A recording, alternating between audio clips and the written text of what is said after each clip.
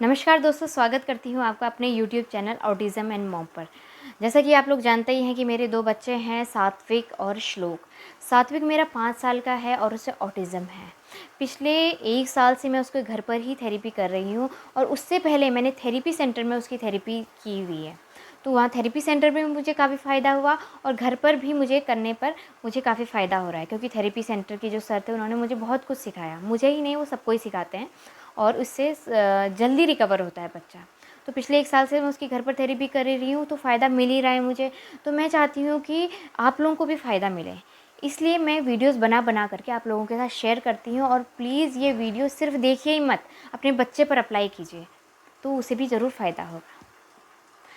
ठीक है, तो आज का जो टॉपिक है वो बहुत मेन टॉपिक है। वैसे आपने थंबनेल में देख ही लिया होगा, पॉटी ट्रेनिंग। अपने बच्चे को पॉटी ट्रेन कैसे करें, पेरेंट्स का सबसे बड़ा कंसर्न होता है ये।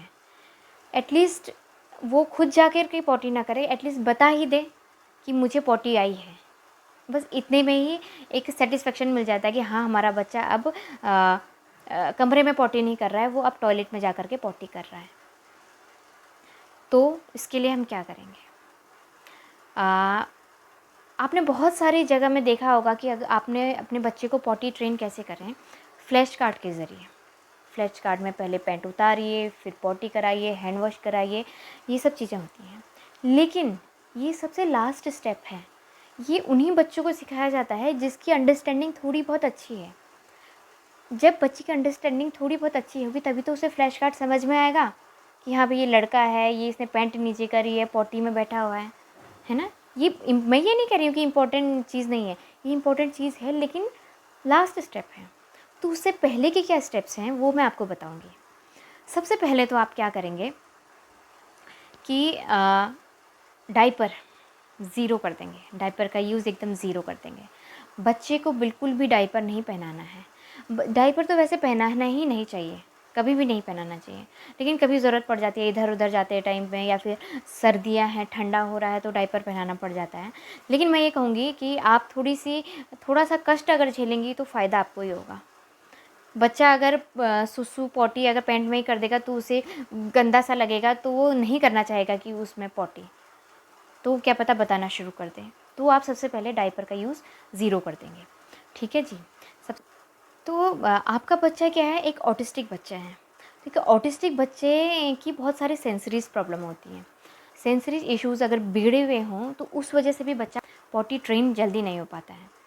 अब मैंने बहुत सारे सेंसरी इश्यूज़ के बारे में बताया है, जिसमें से 4 सेंसरी इशू अगर हों आपके बच्चे को तो वो पॉटी ट्रेन नहीं होना चाहेगा। कौन कौन से हैं वो? सबसे पहला है टैक्टाइल, दूसरा है हियरिंग, तीसरा है स्मेलिंग और चौथा है इंट्रोसेप्टिव। ठीक है जी। तो अब टैक्टाइल अगर उसे प्रॉब्लम है, सबसे पहले हम टैक्टाइल की बात करेंगे।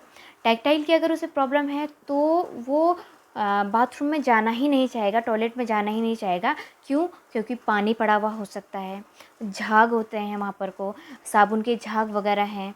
अगर ये सब चीज़ हैं तो बच्चा वैसे ही टो वॉकिंग करता है, उसे पसंद नहीं है बेयर फुट चलना, या फिर कुछ चीज़ पैर में छू जाए, उससे टच हो जाए, उसे बिल्कुल ही पसंद नहीं है।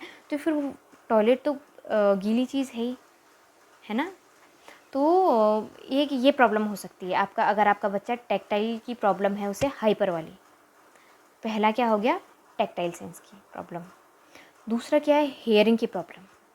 हेयरिंग क्या हो सकता है कि आ, अगर आपके बच्चा अगर टॉयलेट में जाता है तो वहाँ अलग अलग टाइप की आवाज़ें आएंगी, जैसे एग्जॉस्ट की आवाज़। अगर आप कपड़े धो रही हैं, मशीन चल रही है तो मशीन की आवाज़। आपने फ्लश किया, फ्लश की आवाज़। तो ये आवाज़ें ही पसंद नहीं होती किसी बच्चों को। क्यों? क्योंकि उसको हियरिंग की प्रॉब्लम है, हाइपर वाली। तो वो आवाज़ें पसंद नहीं है तो वो घुसना ही नहीं चाहेगा वहाँ। वहाँ एक डरा हुआ रहता है। अगर आप उसे ले जाना चाहेंगे वो अजीब सा बिहेव कर देगा कि जैसे उसने कोई भूत देख लिया हो। बहुत तेज़ आवाज़ निकालने लग जाएगा, रोने लग जाएगा, पॉटी रोक लेगा अपनी। तो ये भी प्रॉब्लम हो सकती है। तीसरा, स्मेलिंग की प्रॉब्लम। या तो आपका बाथरूम बहुत ज़्यादा बदबू है तब भी नहीं जाएगा, या फिर बहुत ज़्यादा खुशबूदार है वो तब भी नहीं जाएगा। जैसे कि क्या किया है कि आपने अब अपने बाथरूम को खुशबू रखने के लिए कुछ प्रोडक्ट रख लिया, ओडोनिल रख लिया, एयर पॉकेट रख लिया, या फिर कुछ भी खुशबूदार चीज़ें रख ली वहाँ पर। शैम्पू से खुशबू आ रही है, आपकी बॉडी शावर से खुशबू आ रही है, बॉडी वॉश वगैरह हैं, सबसे खुशबू आने में लगी है, एक अच्छी सी फ्रेगरेंस आ रही है, तो बच्चा तब भी नहीं जाएगा अगर उसे प्रॉब्लम है स्मेलिंग की। ये सब चीज़ आपको ध्यान में रखना होगा कि उसे स्मेलिंग की प्रॉब्लम है, तो उसमें से कोई भी खुशबू नहीं आनी चाहिए, कोई भी बदबू नहीं आनी चाहिए। ठीक है जी। चौथी जो प्रॉब्लम है, लास्ट प्रॉब्लम, वो है इंट्रोसेप्टिव प्रॉब्लम। इंट्रोसेप्टिव प्रॉब्लम वैसे मैंने डिटेल वीडियो बनाई है इस पर। तो इसमें क्या होता है कि बच्चों को पेन फील नहीं होता है, कुछ भी फील नहीं होता। पेन क्या है, उसे कुछ भी फील नहीं होता है। आपने एक मूवी देखी होगी, कुछ आमिर खान की एक मूवी आई थी कुछ, जिसमें सरदार बना हुआ था, कुछ चड्ढा करके कोई मूवी है। तो उसमें क्या होता है कि वो जब फ़ौज में होता है, उसे गोली लगती है उसके हिप में, और उसे ये लगता है कि उसे कीड़े ने काटा। मतलब उसमें ये दिखाया गया है कि उसको एक प्रॉब्लम है इंटरसेप्टिव की, इस तरीके से प्रॉब्लम है जो इंटरसेप्टिव वालों को होती है। वो पूरे आधे इंडिया दौड़ के उसने पूरा कर लिया होता है, दौड़ के उसे थकान ही फील नहीं होती है। ये सब किसके लक्षण हैं? इंटरसेप्टिव के। तो क्या होता है कि अगर बच्चे का प्रेशर बन रहा है तो उसे फील ही नहीं होगा कि उसका प्रेशर बना हुआ है। उसने पॉटी कर ली है तो उसे फील ही नहीं होगा, गीला ना फील होगा, ना उसे पॉटी की कोई फील होगा वहाँ पर कि उसे गंदा लग रहा है, नहीं।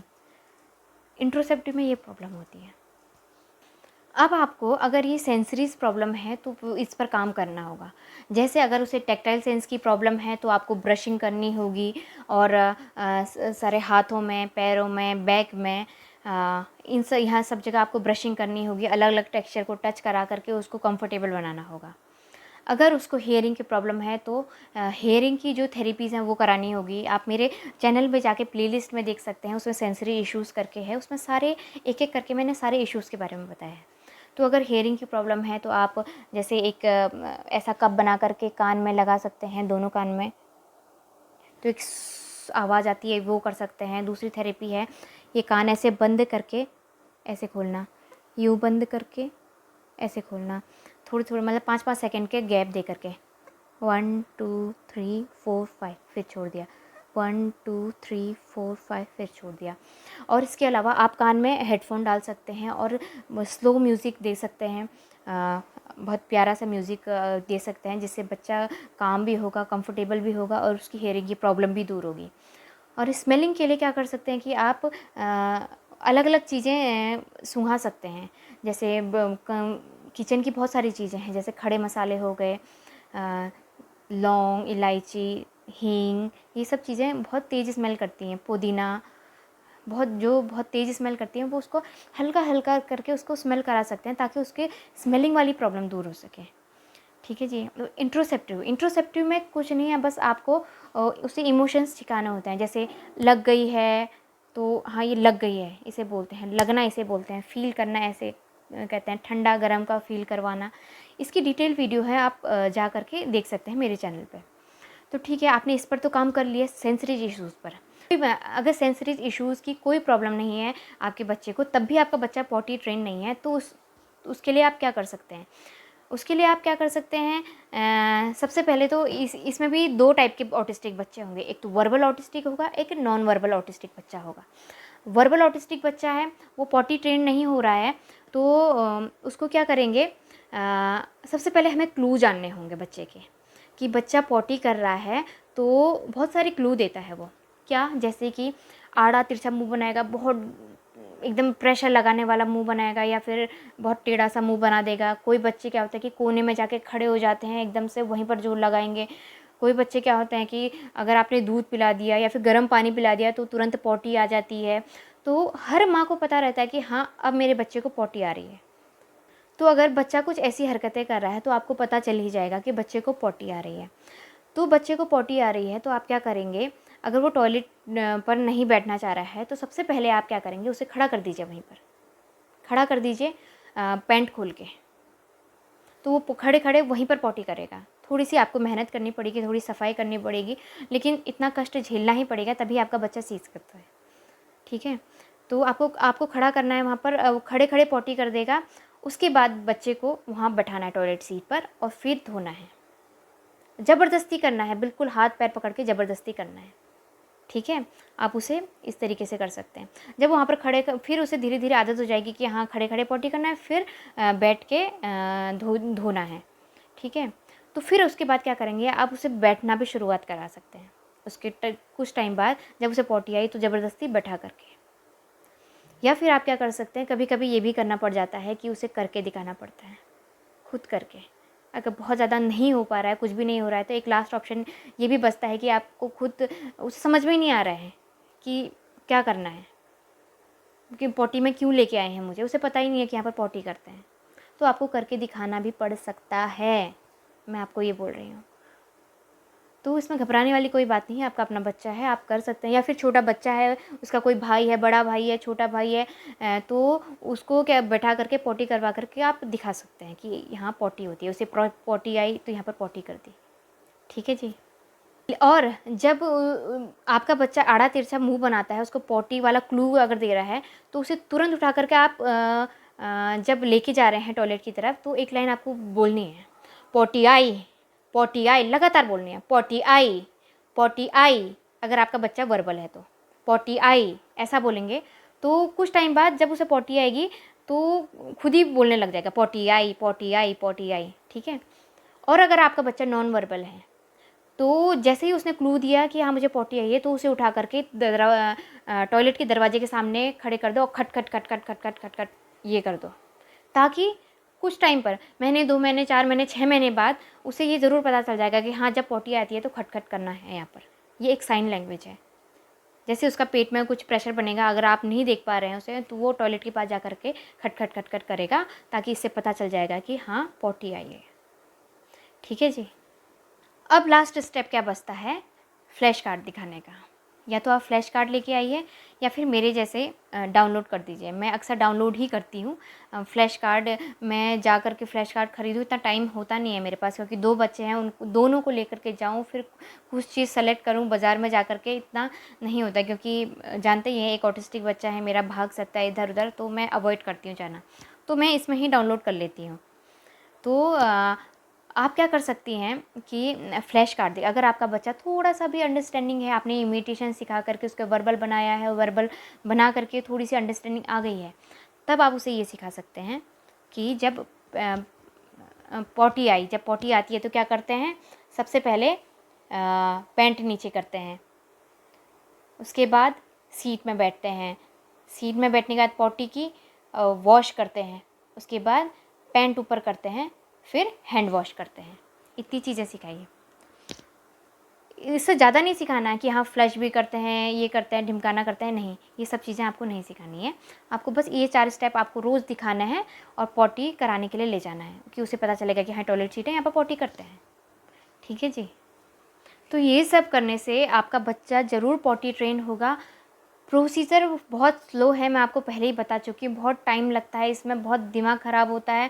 तो आप अपना एक तो कंट्रोल मत खोइएगा और अपने बच्चे के पीछे लगे रहिएगा, वो पॉटी ट्रेन हो जाएगा जल्दी, ठीक है जी। अगर आपने ये सारी बातें फॉलो कर दी हैं तो आपका बेटा जल्दी ही पॉटी ट्रेन हो जाएगा। तो आशा करती हूँ आपको मेरी ये इन्फॉर्मेशन पसंद आई होगी। अगर पसंद आई है तो प्लीज़ लाइक ज़रूर करें और शेयर भी ज़रूर करें उन लोगों के साथ जिसको इसकी ज़रूरत है।